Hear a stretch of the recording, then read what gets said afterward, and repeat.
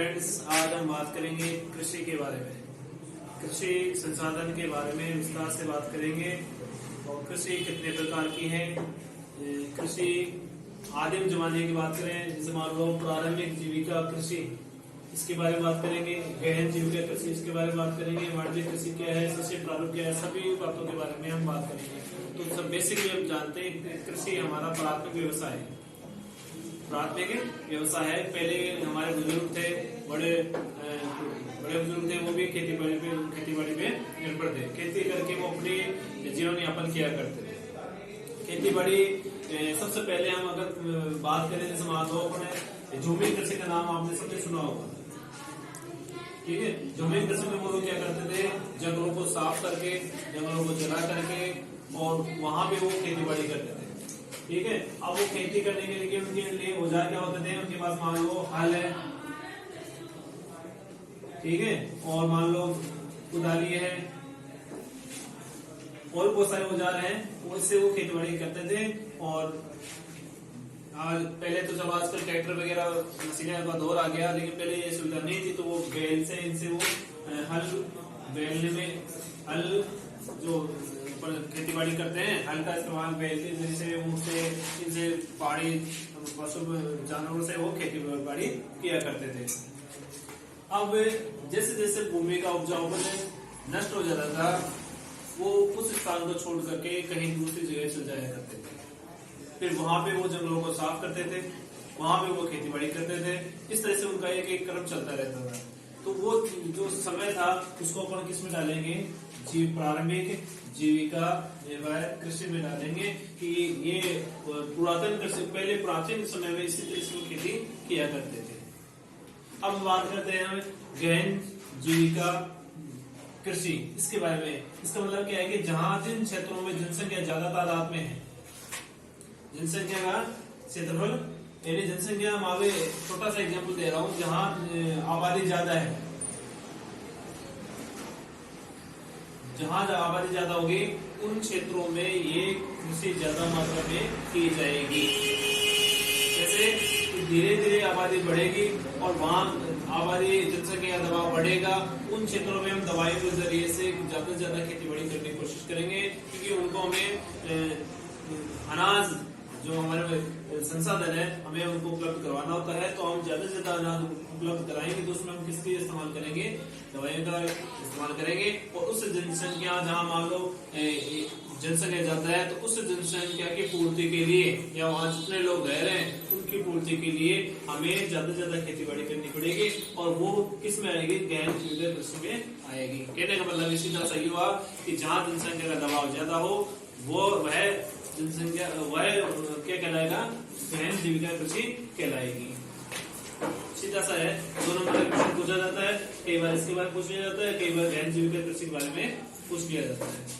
अब अगला question very most question है, इसको वाणिज्यिक कृषि के बारे में नाम से भी जानते हैं। कई बार क्वेश्चन आ जाता है कि वाणिज्यिक कृषि की कोई दो एग्जाम्पल बताओ या परिभाषा बताओ, इस तरह से क्वेश्चन पूछ लिया जाता है। तो हमें वाणिज्यिक कृषि को किस तरह से देखेंगे कि वाणिज्यिक कृषि भी जिसमें हम कीटनाशक दवाइयों का भी इस्तेमाल करेंगे। सबसे बड़ा उद्देश्य होता है कि हम इसको व्यापारिक कृषि भी बोल सकते हैं, ज्यादा से ज्यादा इस व्यापार करें। चाहे उसमें देखो अपन चाय, कॉफी, रबड़ है, इनकी भी खेती बाड़ी की जाती है। इसी का एक भाग अपन देखें तो रोपण कृषि भी है, ठीक है। रोपण कृषि का इसी का भाग है। रोपण कृषि में क्या क्या एग्जाम्पल आते हैं, रोपण कृषि में जैसे चाय आ गई, कॉफी आ गई, ठीक है। ये चाय कॉफी वगैरह है, इनसे अपन व्यापार करते हैं, हमें नकद पैसा उपलब्ध होता है या हमें हमारी आमदनी, हमारी अर्थव्यवस्था इससे ठीक होती है, इसको अपन वाणिज्यिक कृषि में डालेंगे। तो बोर्ड में कई बार ये भी क्वेश्चन पूछ लिया जाता है, तीनों में से वेरी मोस्ट है, प्रारंभिक जीविका कृषि किसे कहते हैं, गहन जीविका कृषि किसे कहते हैं, वाणिज्यिक कृषि किसे कहते हैं। तीनों में से एक क्वेश्चन आपसे जरूर पूछा जाएगा।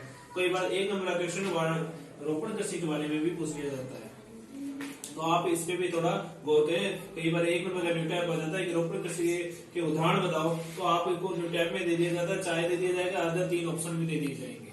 तो आपको पता होना चाहिए कि रोपण कृषि के एग्जाम्पल कौन से हैं। अब है वेरी मोस्ट टॉपिक है सस्य प्रारूप। मैं इसको मिटा देता हूं कि मैं इस शस्य प्रारूप को थोड़ा सा समझा दूं। शस्य प्रारूप हमारे भारत में जो भारतीय जलवायु या भारत के हमारे भौतिक विभागों के अकॉर्डिंग हम 3 भागों में बांटेंगे इनको।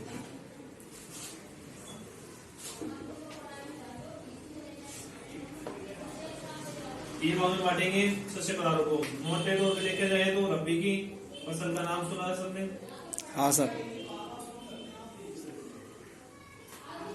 दूसरा खरीफ और तीसरा जायद। 3 फसलें हैं। हम इनको हमारी ऋतु के अकॉर्डिंग बोएंगे। जैसे मान लो शीत ऋतु है तो शीत ऋतु में हम जानते हैं कि ये अक्टूबर से लेकर के अक्टूबर में बोएंगे, अक्टूबर नवंबर में बोते हैं और मार्च अप्रैल में काट ली जाती है। तो वो समय क्या कहलाएगा? शीत कहलाएगा। ठीक है। और खरीफ में, ठीक है, रबी की फसल, खरीफ की फसल और जायद की फसल, 3 भाग होते हैं इसके। तो शस्य प्रारूप के बारे में कई बार 2 या 3 नंबर का क्वेश्चन पूछ दिया जाता है। ठीक है, इसके बारे में ध्यान दो कि रबी की फसल में तो इसकी विशेषता क्या है और इसके एग्जाम्पल क्या है, खरीफ की फसल के एग्जाम्पल क्या है और जायद की फसल के एग्जाम्पल क्या है। तो हमने जाना कि रबी की फसल हम जैसे सितंबर अक्टूबर में अक्टूबर नवंबर में अपन बोते हैं और मार्च अप्रैल में हमें इसको काट ली जाती है। और जैसे ही हम खरीफ की फसल की बात करें इसको क्या बोलोगे आप? ग्रीष्म ऋतु, यानी गर्मी में बोई जाने वाली फसलें। तो इसमें जैसे मान लो बाजरा है, मूंग है, ग्वार है, ये फसलें हैं मुख्य रूप से। ठीक है, मोट है, ये हम ग्रीष्म ऋतु में बोएंगे। रबी की फसल में कौन सी फसलें बोएंगे? जैसे चना है, सरसों है, ठीक है, गेहूं है, ये इसके एग्जाम्पल है। लिख देता हूं मैं, गेहूं, चना और सरसों आदि। ठीक है, तो इधर देखो जिसमें आपको बाजरा, मूंगफली, मोट आदि, ये खरीफ ग्रीष्म ऋतु में, खरीफ फसल में ऋतु में बोई जाने वाली। अब जायद की फसलें को अपन मौसमी फसलें में नाम देंगे। मौसमी फसलें,